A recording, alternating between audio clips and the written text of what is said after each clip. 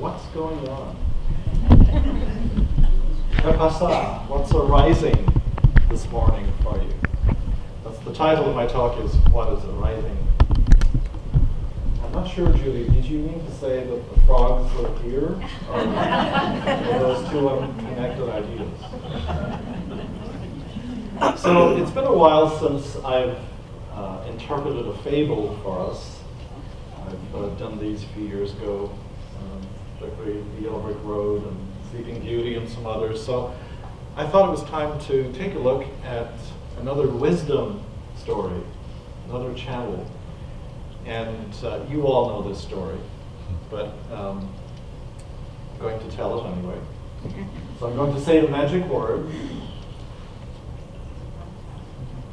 Once upon a time. Those are the words that take you out of real time into magical time. And your mind begins to wonder and wander. So there was this great kingdom. And high up in the kingdom was this incredible castle that sat up in the clouds. And every day they would look at beautiful sunrises and beautiful sunsets. And it was a wonderful place to be and to live. And of course there was a king and there was a queen. And they lived there peacefully. And they had a son, Peter, the prince. And he was growing in maturity, and in fact he was turning 21. And so the king and the queen said to him, it's time for you to step into your manliness. You are now an adult. It's time for you to have your own life, to take the responsibility for it, and time to get married. And so he agreed. And the queen gave him one piece of advice. She said, there's just one thing. You must marry a real princess. Someone who will be your equal. And so word went out in the kingdom that it was time for the prince to marry, and that the search was on for a real princess. And so every day, all of these young women were showing up at the castle, presenting themselves to the queen as real princesses. And she summarily dismissed them all. None of them, being the good mother, of course, none of them were good enough for her son. And then one day, there was this tremendous storm. There was thunder and lightning, and the wind was just ripping, and like one of those days that we had recently here. And in the midst of all that, there was a tap on the door, and they opened the door, and here is this young woman, drowned like a rat, with her hair all smeared all over her face and her dress soaking wet. And she said, Your Majesty, I am a real princess. I've come here to present myself. Well, the queen said, let's not get into that right now. Let's get you in and change your clothing and get you nicely dressed and give you something to eat. So they sent her off to have a nice warm bath, and she did that. But while she was there, the queen got her attendant and said, I want you to set up a room for her. And in the middle of the bed, I want you to put a key. And then on top of that, I want you to get all of the feather mattresses from all the other bedrooms, and I want you to pile them on top of that key. And so, after young princess had had her meal, she goes off to her room to discover this bed all the way to the ceiling with a ladder that she hasn't the time to get into the bed. And she does, and she's lying there, and she's twisting, and she's turning, and she just can't get comfortable. And she doesn't really have a good night's sleep. So she's a little distraught because she's not going to look her best in the morning. And so the morning comes, and she goes down to breakfast, and the queen asks her, how did you sleep? And she said, well, I don't really mean to be impolite, but I didn't sleep very well. It wasn't very comfortable. I was twisting and turning. There was a lump in the bed that just kept me awake. So of course the queen smiled and she looked over at the prince. And the prince wasn't paying any attention to the queen. He was looking at the princess.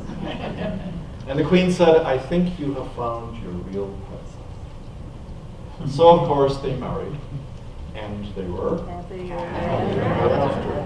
Very good. Everybody need a blankie? Everybody need a So what does that story bring up for you? What's it about for you? Because this, this gets into interpretation of scripture, of fables, of archetypes. We're not dealing with one truth here. We're dealing with many truths for each one of us. We'll each have our own perspective and our own interpretation according to our own experience. So what came up for you? How the heck would you notice that there was a pea in a bed? Not that type of pea. The vegetable. With 20 mattresses. So clearly it's not about a vegetable in a bed. It's about something else. It's about awareness, consciousness. It's about being aligned. It's about tuning in and being that aware that something isn't right, something is amiss. And so I want to propose that there's like two ways we can go with the story. And the first, you could say, is sort of the negative aspect, that something is wrong, that we have buried something, this tiny dried up pea. And despite our best efforts to bury it and hide it and to continue life even though it's there, it's like a pebble in our shoe. We know something is there and it's irritating us and we don't find peace. We're not able to have a good night's sleep. And so it's speaking to us of the aspect of ourselves that we're still uncomfortable with. And for each one of us, that's something different, isn't it? We all have our own challenges in our life. So what is it still, or what is it anew in your life, in this moment, that is the pea in the bed, that perhaps is keeping you awake at night? Or at least you're not in alignment with your soul. Something is bugging you or bothering you. And are you willing to allow your awareness to go there to find out what it is? What is it that's causing you pain? What is it that's causing you suffering? And we know that, it's like a beach ball. If you're at the ocean or in a swimming pool and you have a beach ball and you push it down, that thing is going to fly up out of the water. So it's going to demand that we deal with it one way or the other. We're not going to be able to sleep and have rest and be at peace. So the story is asking us to look at that aspect of our lives right now. And what are we going to do about it? And as Matt Kahn would say, whatever arises, love that. Let's not get into repression. Let's not get into trying to push it away. Let's look at it. Let's sit with it. Welcome it like a little child on our knee and say, what is it that you're trying to say to me? What is it that I need to do for you, that aspect of myself? So that's maybe one way we can go with the story. And I thought the second way we can go is that, so the young woman shows up at the door. Here she is, she's saying she's a real princess, and she looks like a drowned rat. Her hair is all over the place. Her beautiful gown is soaked. This is how she presents herself as a real princess to her, future mother-in-law. So perhaps she went into a panic about who she was identifying as. Was she really confident about the fact that she was a real princess? Or were there some cracks in that story? And as she spent that night twisting and turning and not getting any sleep and thinking about the morning, was she also having a crisis of identity? Was the truth of her being not being expressed? Was she not in touch with it just because of circumstances? So we can look at that P in a different way, that it is in fact our essence that is restless down there, that we also need to be aware of as it continues to prod us and push us and say, I want to be expressed fully. I want out. I don't want to be hidden away under 20 mattresses, even if they're beauty rest or Tempur-Pedic or whatever. I want to be seen. I want to be heard. I want to live. So our true essence and identity is buried in us, and it's asking for our attention. It's asking to be allowed out to express. Over the last few weeks or so, we've been looking at Joe Dispenza's videos, a big group last Tuesday morning, and it was so rich and so wonderful that I'm going to show it again at noon if anybody wants to stay and watch it. We'll do it in the room next door. And it reminded me a lot of what Eckhart Tolle was talking about the pain body, that this is like a collective energy that builds up in us. And it's in our bodies, it's in our cells, and it has a life of its own. And Joe Dispenza says it has a mind of its own. It's intelligent. And when we get up in the morning, we're so unconscious, we're not in touch with that P, that it's already running the show. You know, I don't want to get up today. Life is boring. Do I have to? You know, all of those type of energies.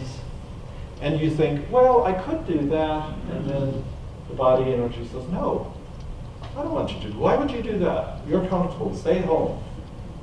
Just sit here. Well, I could go for a walk. No, don't go for a walk.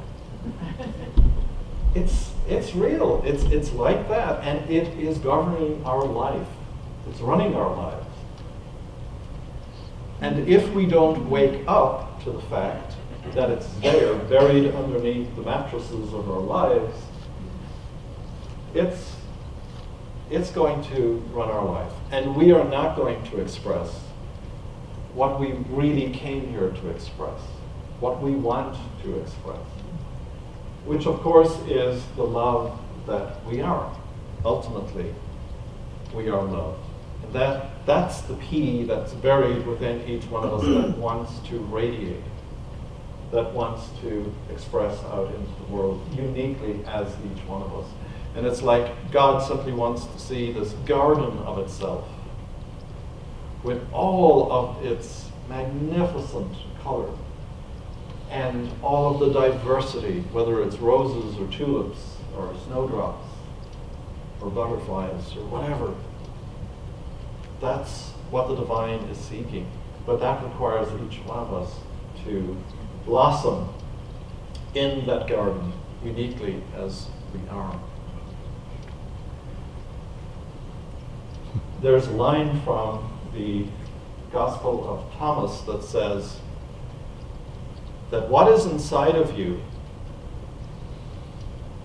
if you express it, will save you. And that if you don't express it, it will destroy you. That's a really powerful line.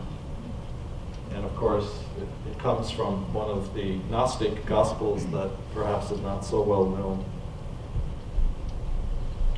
So we know that change is challenging and it can be difficult for these reasons. And yet at the same time, we must realize that this love, this presence that is within us, is desiring, is wanting to express. So we're halfway there. This isn't a battle that we are doing on our own. This is something that is willing us to succeed. It's providing opportunities. And as I said last week, everything that we experience, every challenge, every problem, every setback, the only reason it's there is to be sort of an irritant or a grindstone that is pulling the light out of us and pulling the love out of us. It's not trying to defeat us. It's not trying to really set us back or block us. What it's there for is to engage us so that we pull that divine energy and love and light out of ourselves more. So whatever the P is in your life at the moment, if it's a challenge or a problem or a weight, think of it as that. It's an invitation. It's a doorway to you becoming even more light, more love, to be more of an expression of God. It's not there to stop you or to have you fail. It's only there also to help you. So I would invite us to just take a moment of reflection. If you want to close your eyes, you can.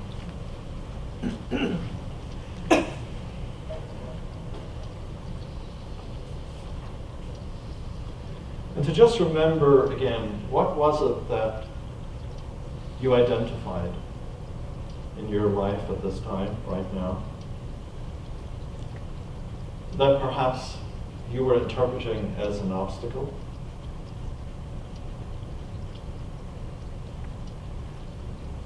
And can you perhaps see it now as something different?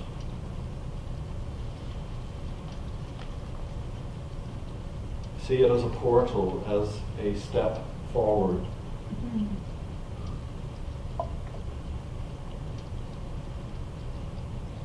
That it is part of the kaleidoscope of your life. And it's offering you something that you've always longed for. To bring the reality of your identity as a loved child of God, as royalty, as a prince or a princess, that it wants to become the king and the queen, the divine masculine and the divine feminine. That it's inviting you to live in the castle of your being, high in consciousness and in awareness, up on the hilltop, where you see the beauty of the sunrise and the sunset and of everything in between.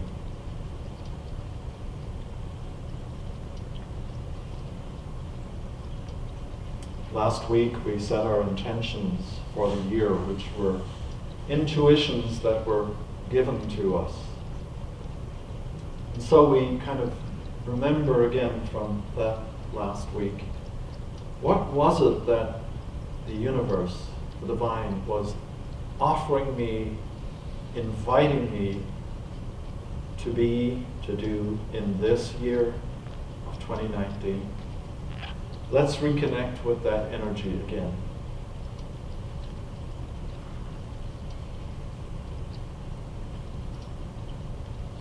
Every moment is simply an invitation to step into the divine energy that we are. So perhaps we can imagine that as a field of light and love right in front of us.